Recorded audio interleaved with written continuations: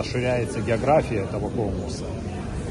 Алиса Шаловна Гицба, придумав этот конкурс и начав его воплощать, она по сути стала послом доброй воли, послом искусства, высокого искусства, оперного искусства Абхазии во многих странах мира.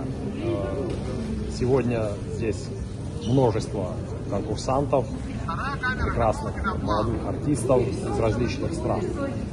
Конечно, этот проект, который реализуется при помощи фонда президентских инициатив Российской Федерации, при помощи правительства и руководства Абхазии, для нас представляется колоссально важным.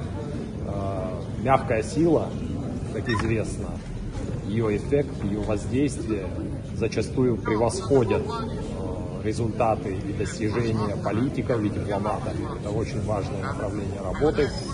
И я уверен, что нынешний конкурс, очередной конкурс, он стал еще более прочным, более масштабным мостом между Абхазией, Россией и другими странами.